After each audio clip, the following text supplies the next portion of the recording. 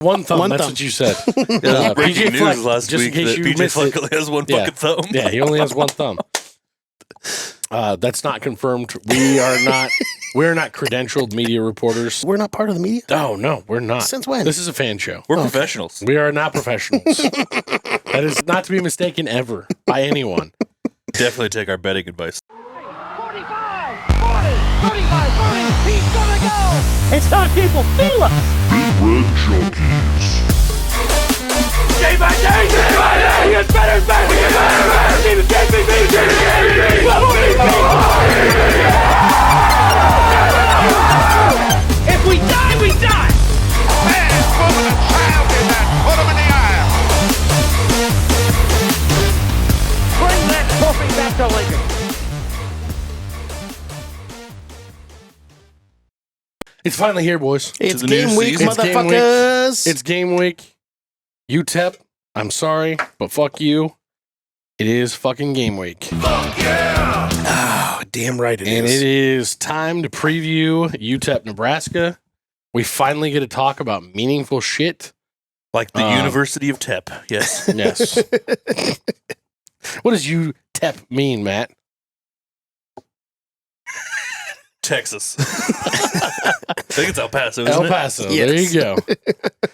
Just in case It's any the of you were, University of TEP. Okay. just in case you were just like me or Matt and just learned that today that EP stands for El Paso. Jed probably knows like their mascot and all the weird. Yeah, the Shit about miners. 'em. They're the miners. What? They're the They miners. are all under 17. That's what it Yes. was. Miners- High school team? Miners with an E, not an O.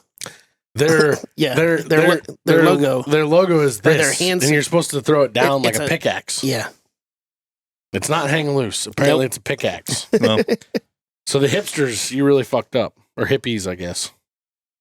as the people who take the leaves off of corn stalks, I can't really complain about them being minors too kidding. much. No kidding. It's noble job. But Jed, that is not the most interesting fact. What is the most interesting fact about UTEP?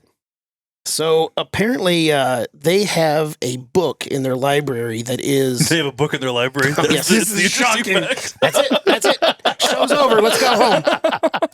That's all there is. It is. Boom. It is the Guinness Book of World Records biggest book.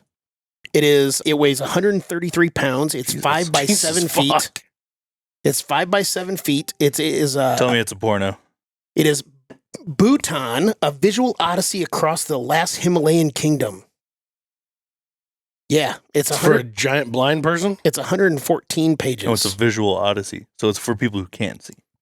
Bhutan is. What? Why is it so big? I don't know. That's the way they made it. Bhutan is apparently it's a landlocked country in South Asia, situated in the eastern Himalayas between China in the north and India in the south. No one knows what it I can hear people clicking off of the show right now. Oh, God. So that's the most interesting fact about UTEP. They have a giant book that's 5 feet by 7 feet. Yeah. That's 133 pounds. Great. The University of TEP getting shit done. Yes. Their entrance in their stadium, which you've said is a pretty cool stadium. I know Vegas was there for the bowl game last year. Yeah. Notre Dame was down there playing. But their entrance, like our tunnel walk, theirs is A they're, mine they're shaft. coming out of the mine shaft. Yeah. Pretty crazy stuff. It's a cool looking stadium, but I mean, it's basically built directly into a mountain. Yeah, That's pretty cool. I mean, it's neat. Whatever. Ours is basically built into a cornfield. It's the same thing. No, but okay. What do you work for ESPN? Is that? Oh yeah, that's it. Well, are we kicking it off with the offense or defense? Which do we know more about there? I think we know more about the offense because their head coach is an offensive coach, And he's coming from Austin, PA, right? Austin P. Austin P. Which Sounds like he might- brought a lot of dudes from there. If you listen to the press conferences this last week, Just a quick thing about Austin P. My family likes to say that they have two cheers at Austin P. We're number one, not number two. Then let's go P. Let's go P. oh Jesus, That's my kind of cheers. That's there. that's good. Anyway, Scotty Walden is their head coach. He's 34. He's super freaking young. I actually watched his press conference, leading up to this game last night. And I really liked him, hearing about him and reading some stuff about him. But man, watching him, he reminded me way too much of PJ Fleck. Did he really? Well, I've heard he's a big energy guy. Yes, that's what I'm talking about. Big energy, big same direction. A lot of words, but not a lot of substance. Like just sure. I'm just gonna talk just to hear my voice talk and keep going. And I'm super energetic, and everything's the best, and everything's gonna grow, and we're great. And manifest that positivity. Yeah, but he did have some really nice things to say about Rhule and what he's doing in Nebraska. He also said that. He said a lot of good things about Tony White, who's from El Paso, by the way. But he said that Nebraska's defense is the most diverse defense he's seen in his career. Granted, he's 34 years old, so it's not that career is not that long, but still. So he was gushing over that defense, but he's going to say stuff like that because he's an offensive coach. Sure. So. One of the other interesting things, at least about his coaching staff, is that he brought Jake Brown in as his offensive coordinator, who was the offensive coordinator at Louisiana Tech last year. So at least, we have seen a style of this offense, but also that style of offense has seen our defense already. Sure. So, and specifically being even though they didn't play anything like we expected them to last year. No, but I mean, I'm just still saying, that they're at least familiar. The coaching staff or somebody on the coaching staff. And that's that they're super up tempo, right? Yeah. Like their whole thing is like 10 to 14 seconds between plays. Yeah, they want to go. Do you think that is something that's going to affect our defense from a standpoint of the purpose of that offense is to keep a D from subbing and wear them out? With the type of conditioning that we're doing and their whole goal this offseason being the most conditioned team in the country, do you think that's really going to be effective or an effective way for them to play us? I mean, I think that's the only way to play us. Really as far as for a team like this. I mean, they're bringing over 11 guys from Austin Peay. The vast majority of them, I think only one guy's on defense of those guys. So they're going to know the offensive system. Doesn't mean that all 10 of those guys are playing because one of the guys is the quarterback. They still have not announced who the quarterback's going to be, whether it's the guy who started the last 6 games for UTEP last year, or the guy that came from Austin Peay, who, by the way, Skylar Lockley, he came over from Austin Peay, but he's only played in 2 games in 2 years. So it's not like he's an experienced guy. He's an experienced guy in knowing the offense, but as far as executing it, he hasn't done it yet. So I think having a team like this where you're coming up from, a lot of these guys are coming up from the FCS into FBS football and playing against a Power 4 school, I think you have to be able to try to wear somebody down. Because you're not going to try to, as far as wear somebody down is not necessarily physically, but speed. Yeah. Because you're not going to be able to do it physically. Take the breath away. But you're not going to be able to do it physically. So, yeah, that would be the best way to do it. Yeah. Makes me a little bit more pleased to think about the weight loss of Hutmaker and him being a little bit more in shape and things like that. Not that he wasn't in shape last year, but no. I just when I heard them talking about the style of offense that this is going to be, it kind of just to me was like, I just don't really know if that's going to be effective in running us down, but who knows? If they come out and punch us in the mouth and score 2 straight drives or something like that, that might be. Well, I mean, I don't think that they're going to be able to. I mean, they might punch us in the mouth for 1 drive, but they ain't going to be able to do it from one. I'm not worried about that. Yeah. I'd honestly be shocked if they do it for 1. Yeah. It's just a different level of gameplay. Yeah. And especially, they also have 5 new starting offensive linemen. 3 of them were still in the system from like UTEP last year. The 2 tackles are transfers in. But you're talking about game 1 with all 5 of those guys needing to gel against this defensive line. I mean, yeah. It doesn't mean that they're going to be bad on the offensive line because one of them came from Austin Peay, who was a really good player. But, is Austin Peay FCS or FCS, Division 2? Okay. FCS. But I mean, still, having it be game 1 at Nebraska, that's a tough ask. Yeah. That's a tough ask if it's game 1 at Minnesota. Yeah. It's a really tough ask against what's projected to be a top 5 defensive unit in the country. Especially against run defense. Yeah. One of their best wide receivers that came over from Austin Peay, Trey Goodman, he had 7 touchdowns last year, and he averaged 21 yards per catch. So, I mean, he's at least a deep threat guy. Their running back, who's a very little guy, he's 5'8", 200 pounds. He had 1,300 rushing yards last year. So, I mean, he can play, but again, against this type of a team, in this environment, I don't know. Hopefully our defensive secondary gets a little workout in. Yeah.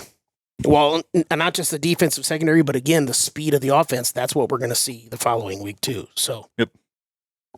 Yeah, I think that it'll be interesting to see what our guys look like, but they also don't have. I mean, size-wise, from everything that I've looked at across their board, like they're undersized at almost every position against our defense. Yes. Yeah. And you listen to the press conference, and Tony White's not overlooking him at all. No. I don't think there's. The way that they have prepared for this season, I don't think there's any overlooking any minute. I don't think it's even overlooking them from a game by game standpoint. It's we're executing to the minute. This is what's going to happen. Yeah, I mean, when you look at the fact that they're talking about who's the second string guy on defense that out of nowhere, like he wasn't even on the first 120 man roster, and out of nowhere now he's on the 2 deep. They a couple different shows have talked about him all week. God, I can't remember his name right now. I don't have that depth chart up right now. But they talked about him and how it was a weight issue. They referenced Rhule referenced it on Friday how it was a weight issue. Derek Branch. Yeah. Yeah. And it was the fact that he was like 10 pounds overweight and he was like, we need him to play at this weight, blah, blah. Like when you think about that, we talked about this on either the offensive or defensive preview. It's not about whether or not you're in this correct range that they want you to be based on your position and your height. They have an ideal weight, like an exact weight that they want all these guys to be playing at. And if you're not capable of maintaining that, they are not interested in having you on the team. Not just the right weight, but the correct hydration. Everything. It sounds like they're doing micros and macros. They're doing everything. Tiny little details that you just like. I don't remember ever hearing these kinds of details about anything. There are guys throughout the summer that would be even like walk-on guys, so like guys that might not necessarily be expected to ever see the field. They would be like talking to their family and friends and be like, well, I need to gain 3 pounds and blah, blah, blah. It's like, they're not saying 5 to 10. They're not saying maybe a couple. They know exactly the number that they need to be at in that little range. And by the way, that range is like 3 or 4 within pounds. 3 pounds. Yeah. So yeah, no, these guys know exactly where they need to be. That's a wild thing to me. Yeah. You know what? It's about the little things though. I love it. Yeah. Do everything right. Yeah. But you do all the little things right, and the big things don't become such an issue. The big things just happen naturally then. Yeah. But as far as our offense goes, stylistically, it's another one of those that's kind of going to use the dink and dunk pass game as a makeshift run game, right? Yep. That's their whole thing. Get it out as quick as they possibly can. Anything else on their quarterback or anything? Well, like receivers wise, they haven't announced their quarterback yet. So the Skylar Locklear, the guy that transferred from Austin P, he's 5'11", 195. Like I said, he only played in 2 games, so it's I don't really know what you can really gain from that. Did he do shit in either of those games? Not really. But again, he only played in 2 games. That doesn't mean he even started those 2 games. Well, that's fair. I think he's thrown 5 passes in his entire career. So, but Cade McConnell, he started the last 6 games of last year. He was a 53% passer with 6 touchdowns and 4 interceptions. Yeah, that's not good, but UTEP wasn't that good last year either. So it looks like they have one who's more of a passer and one that's more of a scrambler. Yes. Which one's which? Honestly, I don't know. Because I also tried to look at their rushing yards to see like how much, and I really didn't see much of anything on either one of them. So I don't really know. I'm thinking that Skylar Locklear from Austin P is more of the runner. Okay. But I don't know. And I don't even know how you even get good game film on a guy like that. Yeah, no. Scotty, so the head coach, like I said, I watched the press conference yesterday, and he said that they're probably going to announce their quarterback either today, which is Wednesday when we're recording, or Thursday. So he said he's leaning one way, but he doesn't know for sure yet. So he's going to announce it probably, I guess, tomorrow. Most likely tomorrow. That was something that Mitch Sherman brought up. But I think both will play. So on the Locked On Huskers podcast, I think this morning, he brought up the comment that Satterfield made, which we've got that thrown up here. Heinrich's too athletic to be standing over there on the sideline holding a clipboard. So we can be creative and do a bunch of different things. So we can generate a run game by handing the ball off. We can put 2 quarterbacks in there. We can do a bunch of stuff. His Heinrich's going to be in the game with Dylan a lot comment to me was huge. And to hear him say that, they were kind of talking this morning. Do you think it's more gamesmanship because Austin P or that UTEP doesn't want to name their starter? Or I don't feel like they're going to really put any gamesmanship into preparing for UTEP. I think it's more future gamesmanship than That's possible. than this week gamesmanship. What did you make of that comment? Like to me, it was like, okay, Heinrich spent the entire summer in fall camp working his ass off to try and push in that quarterback battle as much as he possibly can. But just like Rhule standing up there last Friday and listing off several positions he thinks Heinrich could play in the NFL, relating him to Scott Frost going and trying to play safety after being a quarterback, obviously. The one position he didn't mention was quarterback in the NFL. Do you think that that's kind of, well, yeah, but I'm saying, I mean, look at Pittsburgh right now. They've got 2 non-quarterbacks vying for the starting job there. But do you think that is, he gave it his all, he feels good about that, they feel good about that, but hey, I don't want to not be on the field, so find another place to get me out there. The biggest thing I took away from that is something that people have been bringing up today. I think it says more about how they feel about their third string quarterback than anything else. Because obviously it's very risky putting your second string quarterback out there in any other situation other than quarterback as a potential injury situation. And granted, you don't just automatically assume people are going to get injured for being out there, but when's the last time we had one quarterback go through the entire season? Yeah. I mean, it had to have been what, Tommy Armstrong in like 15? Tanner Lee. Oh, Tanner Lee. Yeah. And what was that, 17? Something like that. 17, 18, whatever. Or well, I guess it would have been 17. But that was the first thing that I took away from that, was that they trust their quarterback situation at number 3, because again, I don't know why you put your second string quarterback, no matter how talented he is. Yeah. I think one of the other big things is that what we talked about previously about this exact conversation, who's he taking snaps away from? Harburg. Like, we're loaded at the tight end position, we're loaded at the wide receiver position. Who's he taking snaps away for? And also, I know Satterfield said a lot, quote unquote, a lot. I don't really know how much a lot is. I mean, we probably won't find out that much this game. No. I asked the question in a radio show chat this afternoon. I might have a question about that in the prop things. I asked a question about it, and maybe this overlaps, but I said over under 6.5 times Harburg touches the ball in the game. What would you guys say to that? Way under. Way under? Way under. Even if there's mop-up duty at the end of the game? Well, but so that's the... Hey, that's in the game. Yeah, but that's...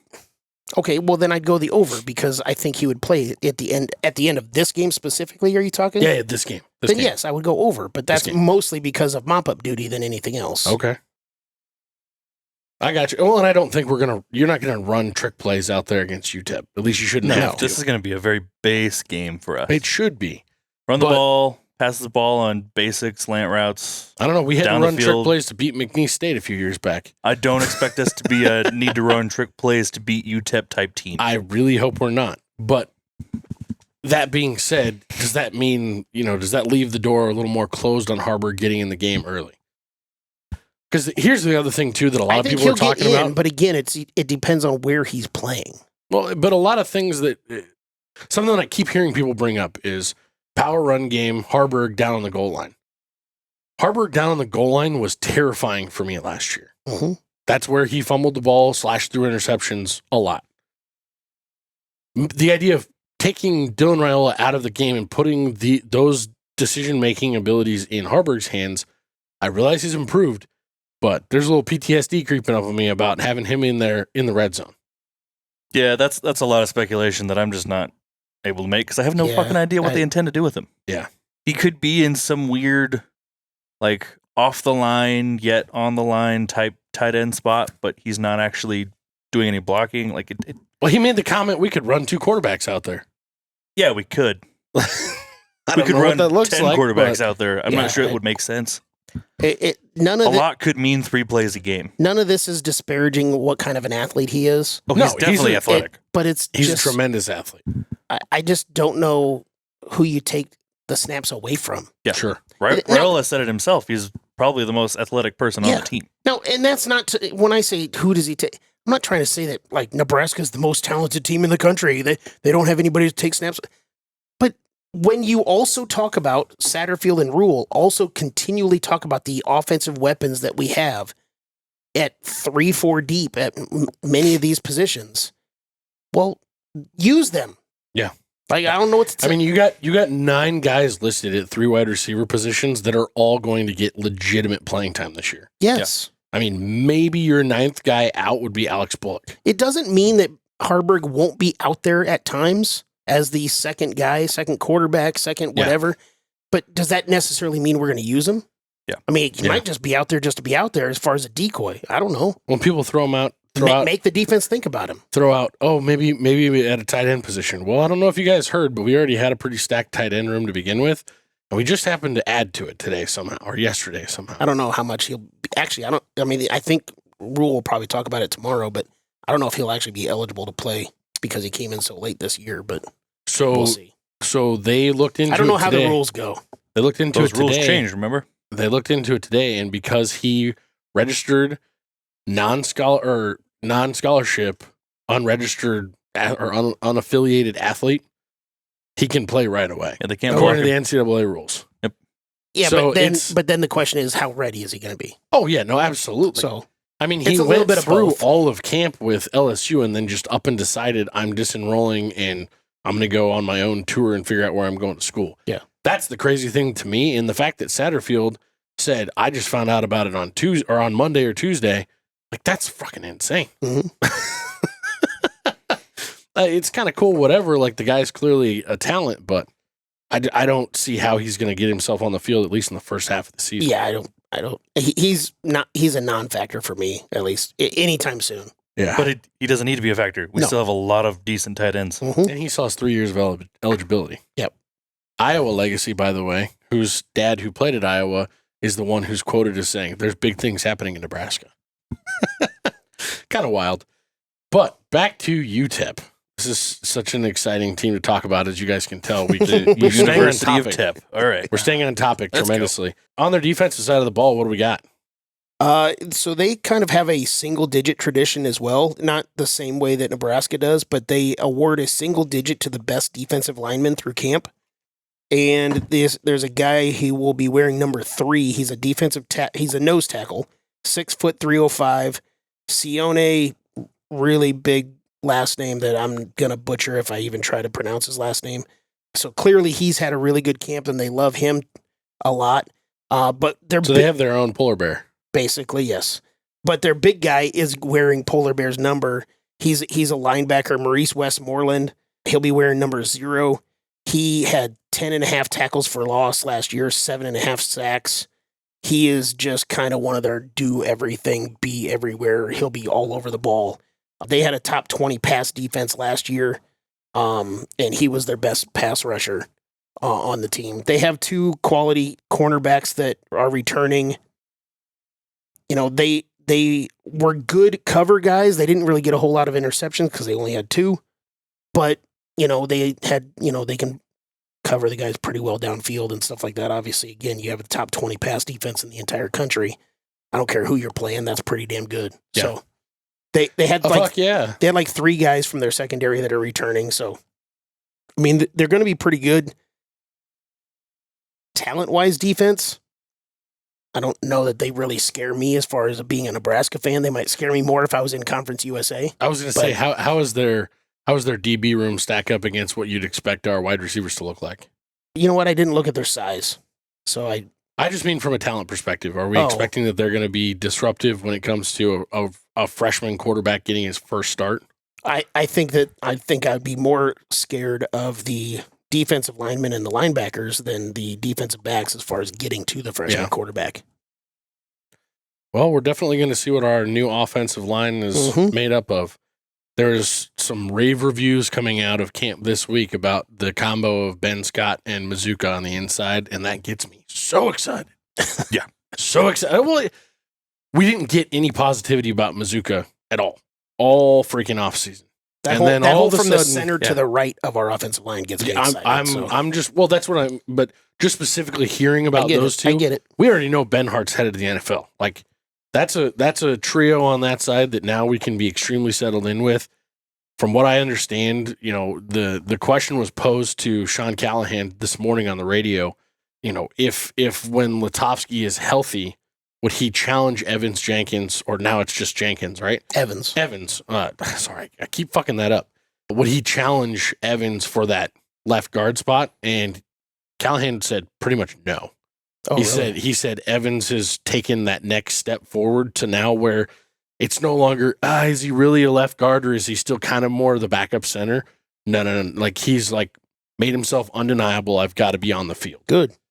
And so, that might be your second biggest question, I guess, maybe, but behind what's going on at left tackle and Corcoran, it sounds like they're positive about him.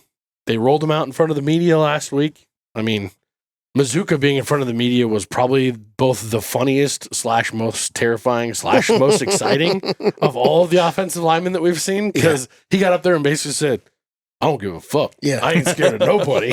I don't care. Whoever's in front of me is going to get mowed over. I don't give a shit. Like the words IDGAF were tattooed on his fucking forehead the way he was looking around. Like, I don't care. Like this. Did you see him? Yeah. There's a reason why the Florida strength and conditioning coach called him a bare knuckle brawler. Oh man, Like, he just was like, cool, meet me in the alley, bitch. Let's go. We don't have to go to the alley. We'll do it right here. I don't give a fuck. It's more like, I'm going to drag you into the 7 layers of hell on this next play. I don't remember exactly how it was asked, but he's like, no, I don't think anybody else is going to be a problem. We're going to be a problem. Yeah. Yeah. So I don't know. I love the confidence. I love the swag, because that's one thing about our offensive line. For a while, they've all been really nice guys. Mm-hmm. And I think to be a good offensive lineman, you got to be a little mean. You got to be a little fiery. Absolutely. And so, Ben definitely Hart, gotta be super cheap. quiet. Ben Scott, super quiet. I think about, what's his name last year that was playing left guard that he left football this year? Piper? Ethan Piper, another really well-spoken, kind of quiet, really nice guy. Cute mustache. Jesus. Pipe or no pipe, Matt. But, you look at that and then you throw Mazuka in the middle of it. Yeah. You throw Mazuka in the middle of it. It's like, no, man, we're dogs. Fuck this shit. Yep. Maybe some of that will rub off on the other guys. Absolutely. I would love that. If you don't have anything else on our D, man, let's go ahead and roll on into the questions. Yeah, I think we've spent plenty of time talking about University of UTEP. Yeah. For those of you who don't know, maybe this is your first preview show that you're in here with us. We like to talk props. We like to talk prop bets. But these are not ones that you're going to find out on the internet. These are actually ones that our very own Jed Burks comes up with himself. Specifically curated for you. He puts a lot of work into it, a lot of effort into our thinking, both combined with that and whether or not he thinks he can get us drunk with bad answers. So, without further ado. By the way, careful as using my last name. People are looking for me. But That's next week. I know. First question, I think, is basically the part of the story of the entire season. Fumbles by Nebraska. Oh boy, here we go. That's not lost fumbles. That is just fumbles by Nebraska. Ball on the ground. 1.5. Nebraska had 31 fumbles last year. UTEP's opponents had 17 fumbles last year. So they forced 17 fumbles. Ball on the ground, that's it? Yep. I'm taking the over. Okay. First game of the season, freshman quarterback, there's going to be some jitters. Okay. I could very easily see it going 2 and not be uncomfortable about it. Okay. I think I'm going to hope. This is a hopeful pick for sure, but I'm going to take the under. Okay. I think that we have 4 running backs listed on the depth chart with or behind them because they don't know for sure who it's going to be. And I'll get to that biggest later. question that I have in my head about why they're listed as all 4 ors is Row the boats. Is it because Jesus Christ? He's a dick with 2 thumbs. He's a dick. No, with just a one thumb. Oh yeah, one thumb. One That's thumb. what you said. Breaking news Fleck, last just week in case that you PJ missed Fleck it. only has one Yeah. fucking thumb. Yeah, he only has one thumb. That's not confirmed. We're not credentialed media reporters. Probably only has one in case you dick, missed too. it.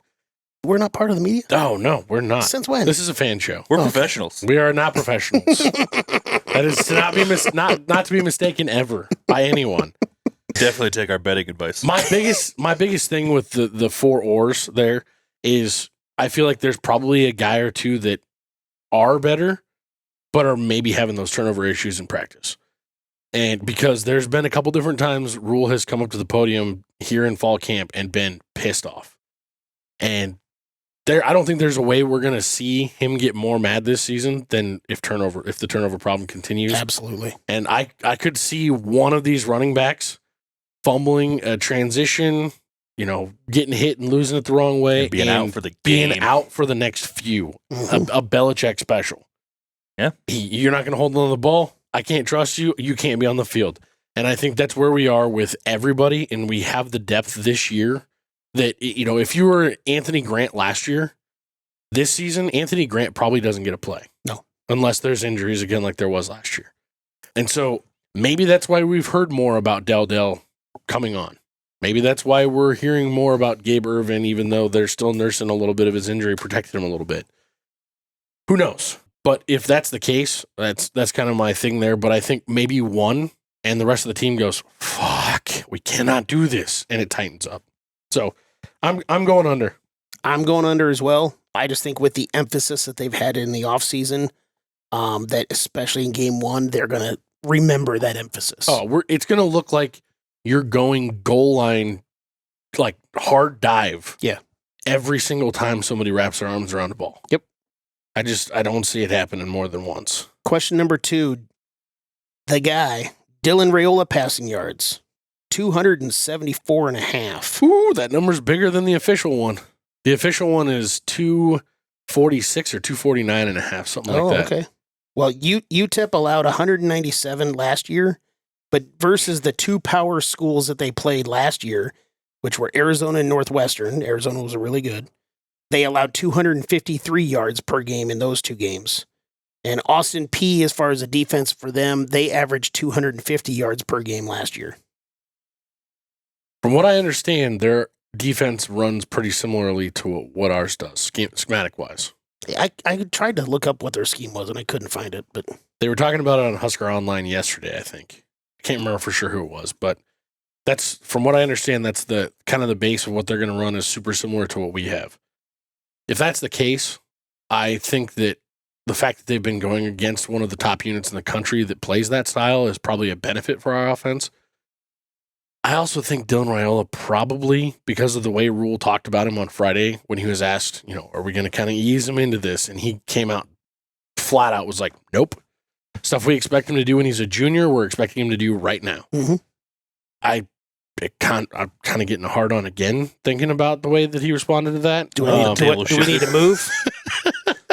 We can go Table if you shake need a a minute. little bit. You guys want to go? We'll just take Here's take the everything, thing, guys. It got me so excited because you don't hear coaches talk about true freshmen without giving we're gonna, the tampering of the expectations. Rhule straight up said, if he's good enough to start right now, he's good enough to do all the things that we expect a top level quarterback to do. If we're going to expect him to do it as a junior, we expect him to do it today. I'd rather lose the first game than lose the last game. So I want him to learn from mistakes now. So, whatever that means, to me, that kind of tells me, especially when he talked about why he's getting him on the field. I had to see, before I could name him a starter, I had to see if he could do what I'm asking him. Rhule referenced the fact that he showed him about a 60-minute cut-up of Tom Brady and how he was always on time and how he was enamored with the fact that he was always on platform. I'm not a quarterback's guru. I don't know exactly what that means, but I'm pretty sure it has to do with making sure your feet are set properly and throwing the ball overhand. I'm not exactly sure. But as far as that goes, he did that. He showed Rhule what he needed to show him. He got named the starter. They're expecting him to roll. I think he's going to dump it all over the place. I could see 3 or 4 40-plus yarders. This is probably going to be a 330 to 360 passing yard coming out. It's going to be wild. 5 touchdowns, 330 plus. I'm going over. Shocker. Yeah, I'm super surprised. I'm going under. I think it's going to be kind of a quiet game. I think we're going to get up early and we're going to run the ball a shit ton. Yeah, I'm kind of like right at the number almost because I see like maybe 2 bombs connecting and then not really a ton And after shutting that. it down. And maybe he comes out and all that stuff. I really do want to go over, but I'm going to say the under, but I still think it's going to be right there. It just feels to me like you're going to see the first 3 quarters. Oh, we know exactly what it feels to you. No, I get it. But tell me if you think I'm wrong. You're wrong. I think you're wrong. Rhule talked a lot last year about how you execute to the highest level through the first 3 quarters, and you should be up enough by the fourth quarter to just ground and grind. And that's where I think you're going to see Harburg come in at quarterback, and Rhule is going to go sit down with a comfortable 4 or 5 possession lead, and the day is going to be done. I think you're so excited. When we're done with this, you're going to ground and grind. No one knows what it means. Oh, no, I think we do. No one wants to. Oh, boy. Question number 3, going Or back to the Tabitha. running backs. Who will lead the team in running back carries? We got 4 guys with no oars. fucking ideas. Exactly. That's why I love this question. I've We got got 4 guys with oars, so who's going to have the most carries? Now, granted, to be fair, I can't put a push, so there could be a couple of guys that have the same number for the most. If they do have the same number, then you win. So Great.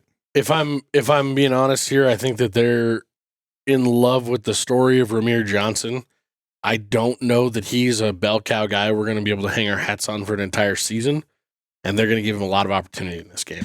Yeah, I think I agree with you. They're going to go with the one senior of the 4 to start the year off. Yeah. you both got Ramir? Well, and a lot of people are asking who's going to get the first snap. I think I don't unless care. I think unless it's like a turnover situation where we're coming in and we're not running script, I think Ramir Johnson's getting the first handoff, just like they gave him last year. Fine. I don't care who gets the first snap. I care about who's in there at the end of the game when we need carries and shit I'm like with that. you. I'm not saying that we're going to have that scenario right now. I don't care who gets the first snap. You got I'm 4 with you. guys that they're essentially saying it's a toss-up. I'm going with the senior. I'm going with Emmett because I think he's going to be in there more often in the first half than anybody else will be. And I also kind of think that, now granted, this might not be Emmett, but I did love what Marcus Satterfield said about the running backs, where he said, if somebody's hot, we want to continue to give them the ball. Yeah. Because too many times over the last handful of years, we've seen somebody get hot and they're like, well, put in the other guy. Yeah. It's like, Well, what here's the the other fuck are you thing, guys too. doing? He made it very clear. He boldly stated, "I want 1 or 2 guys. Mhm. I don't want 4." He made that clear as day. And that was the other thing that actually just reminded me. That was the other thing that really drove me to thinking they like 1 or 2 guys, but they're having turnover issues in practice. So Definitely possible. definitely, maybe we have no idea. Probably we'll never find out. And honestly, as I think about this more, it might depend on who's in the second half, not the first half. Yeah.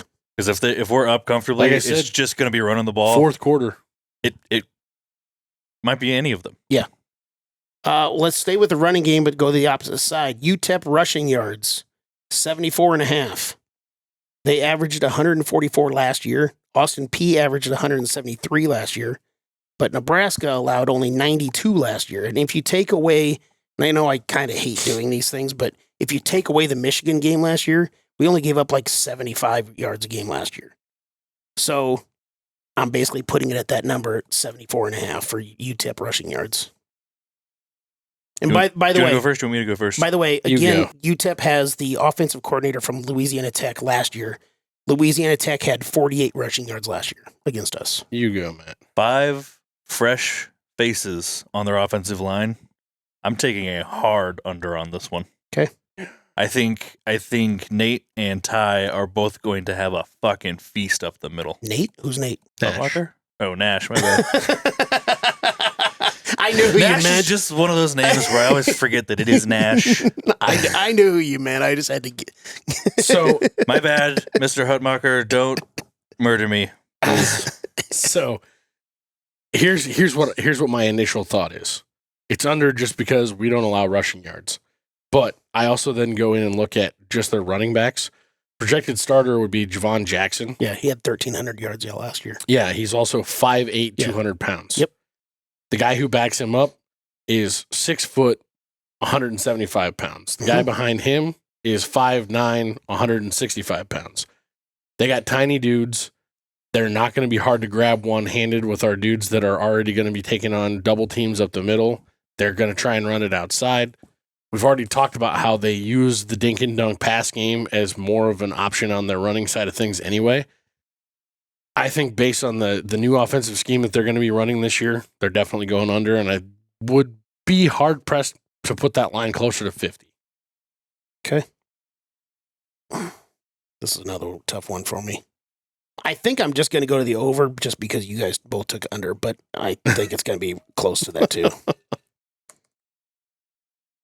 Question number 5. Some real in-depth analysis there Yeah. from Jed.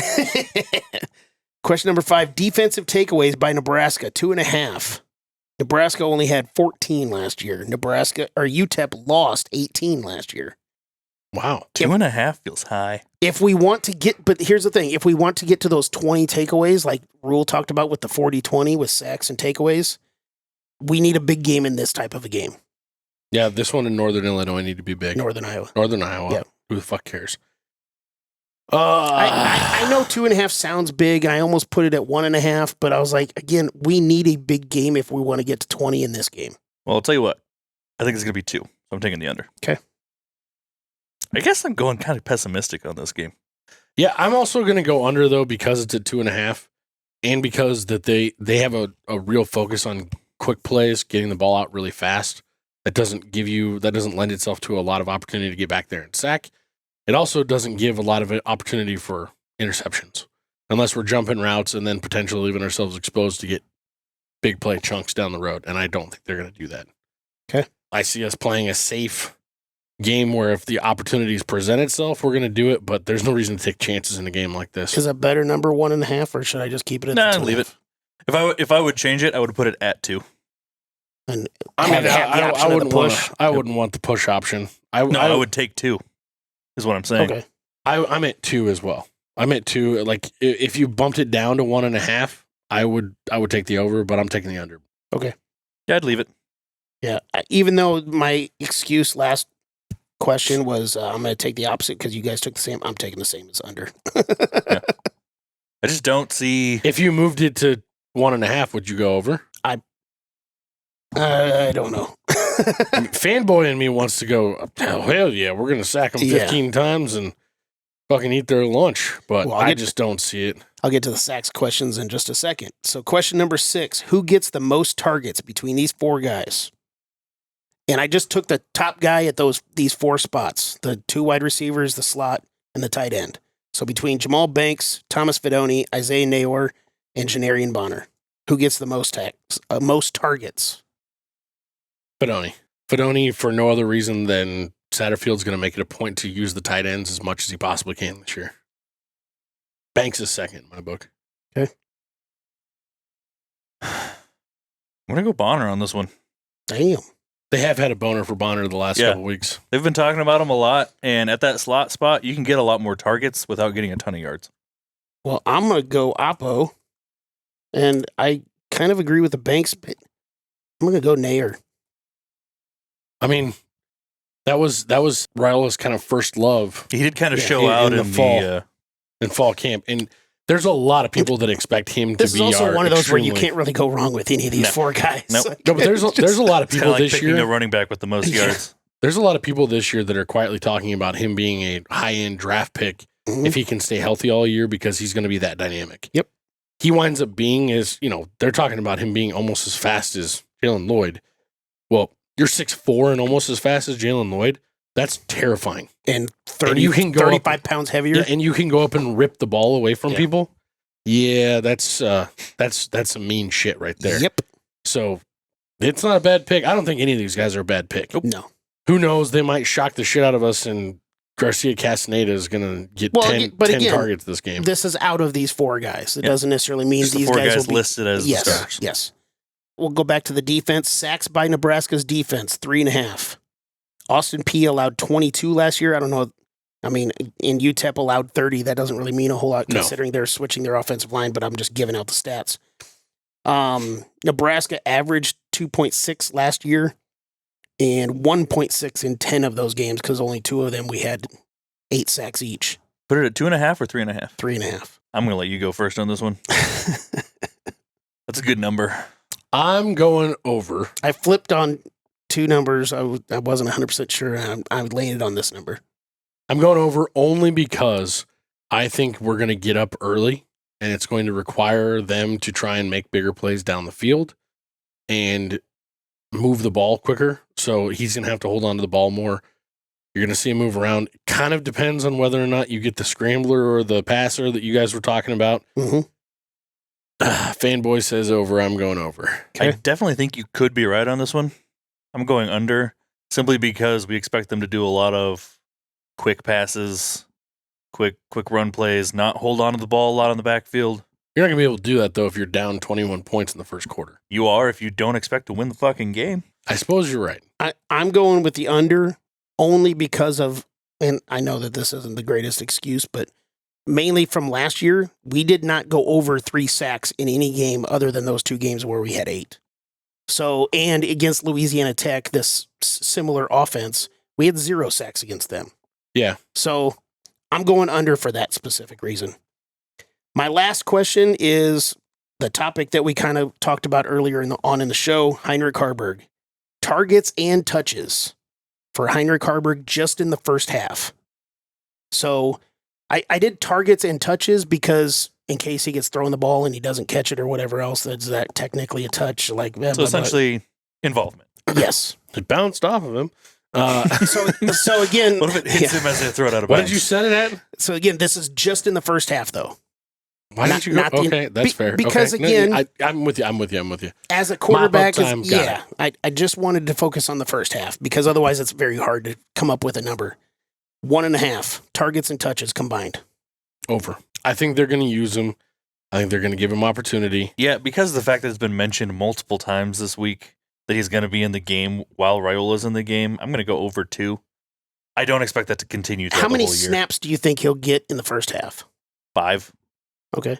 But if he's I'm in, just- they're going to try and involve him. I'm just curious. I could see him in for 5 to 7 plays. That was the process of what I was As- trying to come up with this Yeah. number as far I as think like 1.5 is fine. Yeah. I'm just taking the I over. also think that if you're a person who's going to look at the type of plays that you can run with a guy who, even if you're not ever going to give him a shot to throw the ball, he's still a threat to throw that ball. So if you're getting him the ball behind the line of scrimmage, you're really putting a lot of pressure on the defense if both quarterbacks are out there. Mhm. And so I feel like even if he's doing stuff like lining up, end of the line and does a quick step back and catches a ball right there, I don't know. That's not really necessarily a trick play in my book, and I could see them using something like that just to put pressure on the defense, especially early in the game, giving him an opportunity to get out there. I see 5 to 7, maybe even 8 plays that he's out there in the first half. Okay. I'm going with the under only because I think that he could be out there for 5 or 6 plays, but that I don't know how much they'll like actually try to get him the ball in those plays. Also, there might be a situation where he's just flat out covered. So I'm going to go with the under. I think it might be 1, but I'm going to go with the under as far as 1.5. So I know I made this comment and kind of brought this up about not trusting him in the red zone. But what do you make of the idea of a 6'5 plus 235 pound, basically H-back back there as a battering ram from the 1 yard line to get the ball handed off to? And my initial response will be, how many other guys do we have that exact same size as in the tight end room? Oh, in the tight end room, yeah. But not the athlete that Haarberg is from a runner's perspective lined up back there. Yeah, I'm just saying. Just an idea. Yeah. A but direct snap standing right next to Dylan Raiola. maybe. Situation like that. I don't know. That's something that just kind of dawned on me from a goal line perspective. I don't want to see Dylan going QB dive from the 1 yard line. No. So No, but he could totally QB sneak from the 1 yard line behind that giant fucking offensive line we have. Huh? Get right behind that bare knuckle brawler, Mazuka. Yeah. Bazooka's just punching dudes as he's coming through. Get out of my quarterback's way. I'm not afraid of you. Turn into Ludacris. Move, bitch. Get out the Oh, way. Jesus. Yeah. That's his walk-up music now. Yep. Mazuka has his own walk-up. Why are they playing this? Mazuka's taking the field. Just for him. Oh, shit. Do you have another question? Nope, that's it. That's all? Well, this game is... The weather's still kind of up in the air for whether or not this one's going to be nice out or if it's going to be a little hot or potentially even a little bit rainy. Last I looked, we're looking at game time weather as 77 degrees and Beautiful. cloudy. Would be beautiful, yes. Beautiful. 2:30 start on Saturday. Coverage is on Fox. Nebraska is favored in this game. This line has not moved since we did our preseason schedule breakdown 2 weeks ago. Minus 27.5 Nebraska, so winning by 28 points. Matt, where you got here? I'm taking UTEP with the points. I think it's a 21-point Nebraska win. Wow, all right. Jed? I think we can get to the 40s. I don't know that. I guess I'm trying to do math in my head now. I don't know that they could get past like maybe 14 or so. So that's 26. You're really close to the line. Yeah. I'm terrible with the whole spread shit because I don't understand any of this gambling. Nebraska got to win by 28 or No, more. I know that. Okay. But I'm just saying, like, Nothing more to understand. 4 touchdowns. Trying to With extra points. with extra points. Now, if we can get the extra points made, that's a different question. Yeah. 3 touchdowns. I would say Nebraska does not cover the spread. Not Right. cover? Okay. Well, I'm going to be the one positive boy here and go over on this. It's not positive. Nebraska's going to win by 27 points. Yeah. I think you can put your money on Nebraska covering this one. I picked them to win by 4 scores. Damn, I'm not positive at all. I said 5. No, I'm just saying, like, you're saying. Yeah. God damn it, Jed. You're so negative. What the fuck, man? No, I see this being like, I truly think this is going to be an execute until the fourth quarter and then absolutely grind it out. I would imagine that we are somewhere around 48 to 52 points, and I don't want to see us give up more than 10. That's where I think we 52 are. is the tops for me. I think we get to the over-under of 49.5 with Nebraska's points alone, and whatever we give up to UTEP is bonus. If we want to be an absolutely dominant, terrifying, elite defense this year, throwing up a goose egg in week 1 would feel fucking amazing. That'd be pretty cool. That would be. I don't remember the last time we had I a just shutout. expect so much garbage time that I don't know if that's going to happen. I think the over-under point total is an easy over. Yes, I would say, yeah. it seems like it to me. It seems like it to me. But you look at you look at the garbage time, and I would agree with you if it wasn't for the fact that our defense has so much depth that it's terrifying. Maybe We have too many guys to get on the field that there's guys that you could argue are missing off of our depth chart on defense. you're not wrong.